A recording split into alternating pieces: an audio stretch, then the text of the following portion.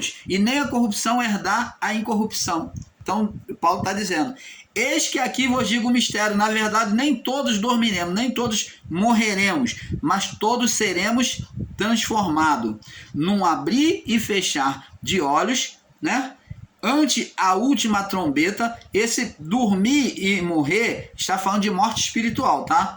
Porque ante a última trombeta soará e os mortos ressuscitarão incorruptíveis e nós seremos transformados. Paulo aqui, ele se considera que ele estaria até o juízo final, até o último dia. Você está vendo? Então, abençoados, temos que ter este perfeito entendimento, tá? Você pode ler até o verso 58. Em Gálatas 6, em Gálatas 6, 7, nós já lemos que Paulo diz: não erreis, porque naquilo que o homem plantar, isso também ele ceifará. Entendeu? O que plantar na carne colherá corrupção, e o que semear no espírito colherá a vida eterna. Então, Gálatas 6, 7 e 8. Não entender isto é ser ignorante quanto às coisas de Deus e em pensar que Deus formou o homem para ser físico. A vida de Deus é espírito. A vida de Deus é espírito, e Deus não tem relacionamento com as coisas físicas. Ele fez o homem físico para, aqui nesta vida, vivermos uma vida de aprendizado, para vivermos uma experiência com a vida física. É um privilégio viver. A vida de Deus é espírito, onde a vida física do homem foi só para reprodução de vidas, de espíritos e aprendizado. O espírito do homem é que é a vida do homem, pois o homem, primeiramente, ele é espírito, onde foi depois revestido de carne. Gênesis 3:19, né? Porque o homem é pó, porque és pó, e em pó te tornarás. Deus despreza a natureza física. Lá no livro do Salmo 103 também, verso 14, diz que o homem é pó. No Salmo 102 também, 14, também diz que o homem volta ao pó. Agora, abençoados, vamos analisar o que Jesus nos mostra na semeadura espiritual. Mateus 6, no verso 9... Mateus 6, no verso 9, do 1 ao 18. Mateus 6, no verso 9, do 1 ao 18. Vamos lá, vamos lendo. Diz assim: guardai-vos de fazer as vossas... Guardai-vos de... Não, Mateus 6, do verso 9... 9 e 10, me perdoe. Mateus 6, verso 9 e 10. E ele diz assim: porquanto vós orareis assim: Pai nosso que estás no céu, que estás nos céus. Então os céus agora já não estava mais na terra. Você está vendo que está mostrando que a manifestação dos céus agora é sobre o homem, afastado do homem. Santificado seja o teu nome. Venha o teu reino, seja feita a tua vontade, assim na terra como nos céus. Pede para vir o reino, seja manifesto o seu reino, e seja feita a tua vontade, assim na terra como nos céus. Então tá vendo aqui, amados, nós vemos aqui, como já explicamos outras vezes, há um paralelo da vida física com da vida física, que é a manifestação, com a vida da vida física, com a vida espiritual, que é com a manifestação espiritual. Então, vê que é uma comparação. Seja feita a tua vontade como? Assim na terra como? Uma comparação da vida espiritual, do reino de Deus, com a vida física. Há um paralelo. Significa dizer que as manifestações físicas, por meio do corpo, refletem sobre a vida espiritual. Seja feita a tua vontade, assim na terra como nos céus. Uma comparação da vida física com a vida espiritual. Há um paralelo. Então, negar esse fato é negar que não está na existência da vida. Você que nega, você não está na existência da vida. Porque, querendo ou não, você é primeiramente um ser espiritual para depois ser um ser físico. Mas o que você faz no físico reflete no espiritual. Porque quem faz é pelo espírito, é pelas emoções da alma. É que o corpo pratica, porque um corpo sem vida, ele não pratica, ele não tem ação. Então, quem é a ação deste corpo? A alma, nos desejos do espírito. Então, a alma, ela pratica no físico e reflete no espiritual. Tudo aquilo que semearmos, o que na carne semearmos, colheremos corrupção, condenação. E o que semearmos no Espírito, colheremos gratidão a Deus, vida eterna, manifestação do reino de Deus sobre a nossa vida. Você está entendendo, amado? Então, abençoados, como já explicamos outras vezes, há um paralelo na vida física com a vida espiritual, né? Uma manifestação da vida física com a manifestação da vida espiritual. Amados, em Mateus 6, do 1 ao 18, vemos que o plantio espiritual só frutificará para Deus se for feito no físico. Vamos ver aqui agora. Mateus agora do verso 1 ao 18. Vamos ler agora tudo. Guardai-vos de fazer... Jesus está falando acerca daqueles que querem agir de forma religiosa, agradar a Deus. Os que buscam praticar, chamar a atenção de Deus. Guardai-vos de fazer as vossas esmolas diante dos homens, para serem vistos por eles. Aliás, não tendes galardão junto ao vosso Pai que está no céu. Então Jesus está ensinando que na esmola, aqui não está falando de oferta, tá? Oferta tem uma similaridade com esmola, mas aqui a esmola é ajuda ao próximo. Então associar o termo esmola à oferta, porque ofertar também é dar esmola, porque a oferta seria para ser endereçada aos necessitados. Mas não é o que é feito hoje dentro das chamadas igrejas evangélica, as igrejas do sistema religioso. As esmolas é para as chamadas igrejas, para viverem confortavelmente, para o pastor pagar o seu carro, ter um carrão do ano, para ficar comprando helicóptero, comprar mansão. É para esse destino que tem sido as esmolas. Não é para pegar aquele dinheiro daquela oferta e distribuir com o povo necessitado da chamada igreja. Deveria ser assim, mas não é assim. A esmola dita aqui por Jesus, que é comparado à oferta, que é o mesmo significado que oferta, é ajuda ao próximo. Guardai-vos de fazer as vossas esmolas diante dos homens. Então, até a oferta que você dá lá, você deveria ajudar o próximo no meio da rua. O próximo que chega até você, que está numa aflição, num problema, endividado, que precisa e você tem condição de ajudar. O seu próximo que necessita. Seja na rua, seja ao seu lado, seja seu vizinho.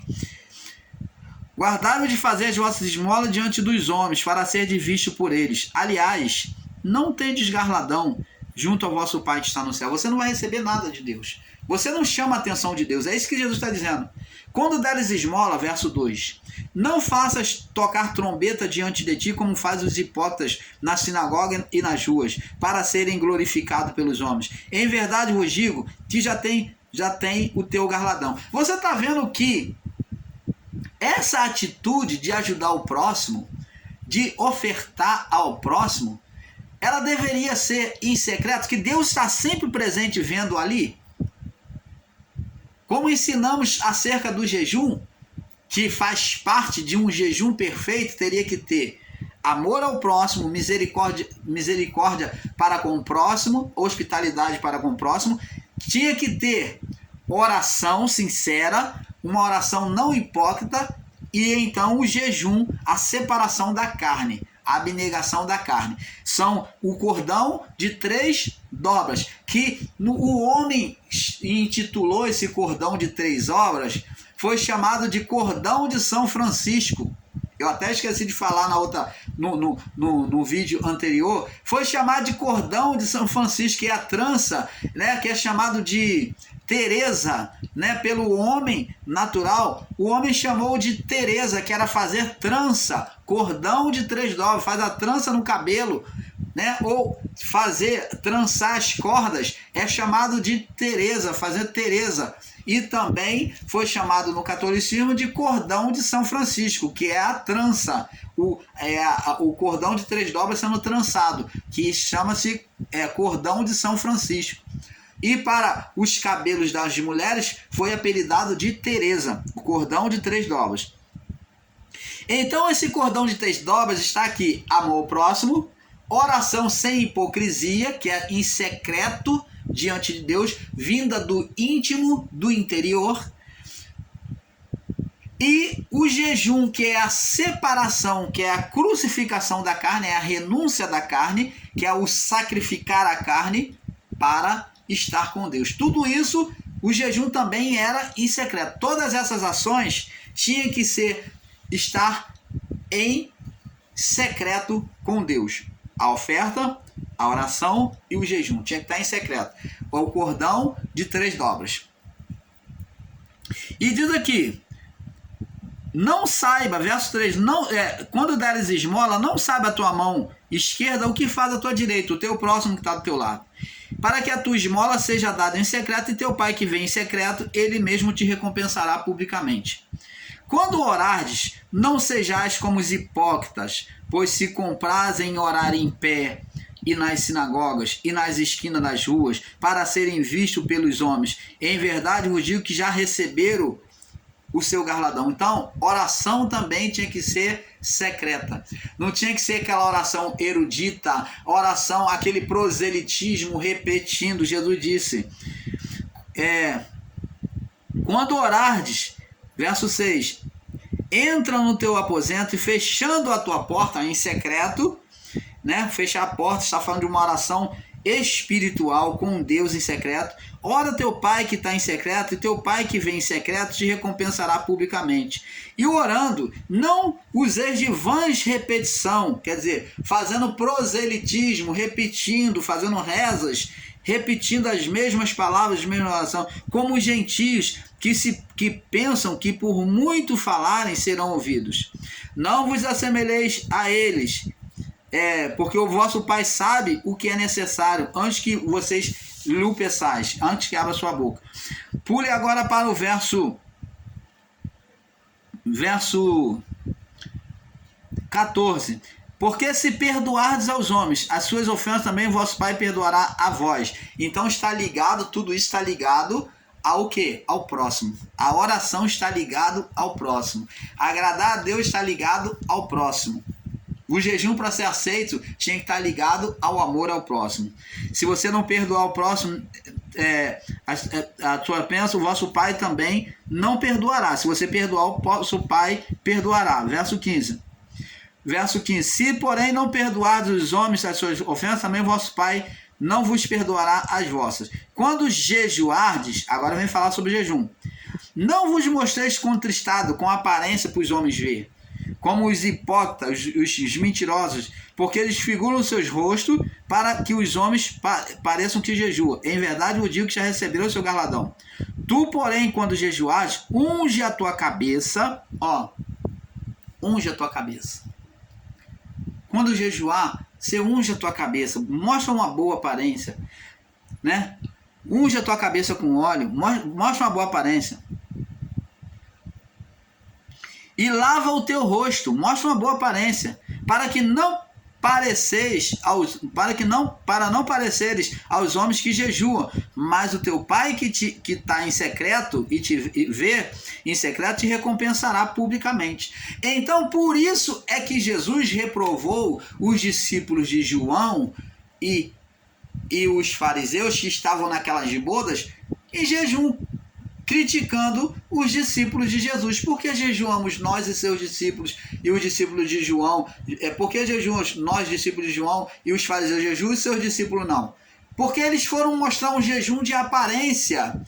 Porque eles estavam no lugar errado, eles estavam como um pano velho, querendo ser costurado em pano novo. Eles estavam como um odre velho, querendo colocar sobre eles vinho novo. Eles não eram para estar ali naquele momento. Jesus não criticou o jejum como fermento, mas Jesus criticou a atitude deles em estarem em jejum naquele lugar de bodas, de festa, onde havia muita comida, muita bebida. Então, o que eles estariam fazendo ali? Eles não poderiam estar ali. Jesus manda estar no lugar em secreto e não mostrar a aparência e mostrar que está em jejum. Você está vendo como é que aqueles homens, discípulos de João, os fariseus, que estavam no lugar errado? Eles eram o pano velho, eles eram o odre velho. E não Jesus dizendo que o jejum é pano velho e odre velho, como muitos irmãos em graça estão aqui ensinando, dizendo que jejum é fermento. Se existe fermento, fermentos são vocês que estão ensinando erroneamente, com entendimento errado. Você está entendendo, amado? Então, abençoado, vemos que o plantio, que no plantio espiritual só frutifica para Deus se for perfeito no físico, pois dá esmola, né?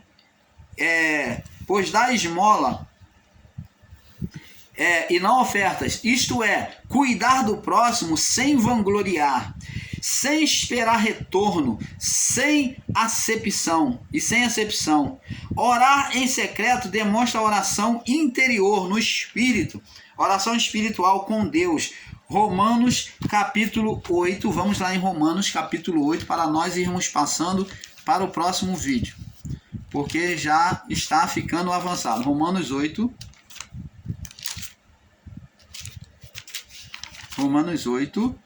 no verso 26 e 27. Diz aqui: da mesma maneira, o Espírito ajuda as nossas fraquezas, porque não havemos de pedir como convém, mas o mesmo Espírito intercede por nós com gemidos inexprimíveis. E aquele que examina o coração, quem? O Espírito Santo. Sabe qual é a intenção do Espírito? Aquele que examina o coração, quem? Deus. Sabe qual é a intenção do Espírito?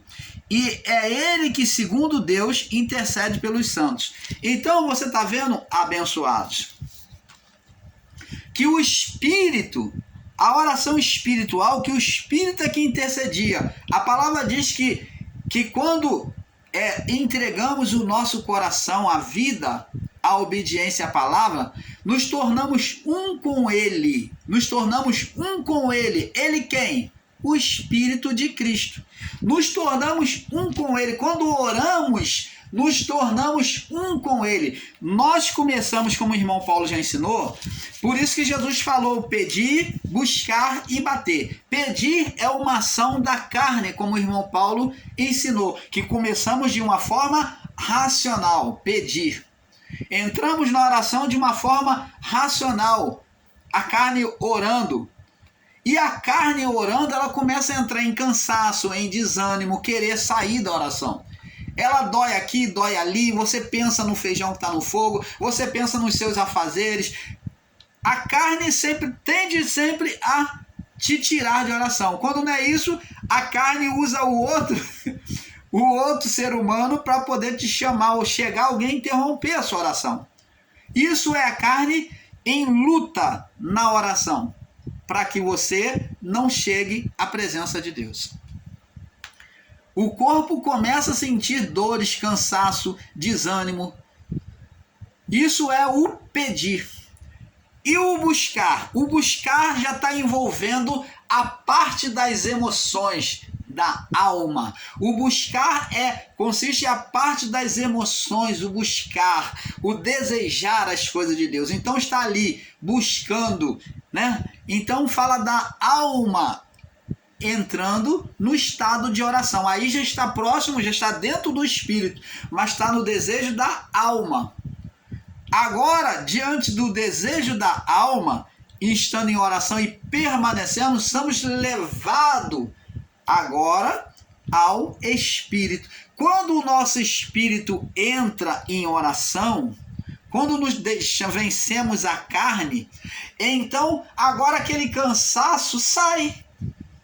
Aquele desânimo daquela oração ali que estava querendo que você desanimar saísse, saiu. Você agora tem até prazer de estar em oração, porque você agora começa a sentir a presença de Deus, o seu espírito sendo regado pelo refrigério do Espírito Santo na sua alma. A sua alma sente aquele refrigério, o seu espírito agora começa a orar e falar palavras, vir palavras, inspiração na oração sua. Oh, amados, agora o espírito, junto com o espírito humano, se torna um. Agora o espírito ora conosco. Ele intercede por nós com gemidos inexprimíveis, porque não sabemos orar como convém, e ele intercede por nós com gemidos inexprimíveis. Você está entendendo, amado? Então, abençoados, vamos passar para o próximo vídeo, para a próxima parte, porque é um pouco aqui, um pouco ali. Paz seja dada a todos. Paz.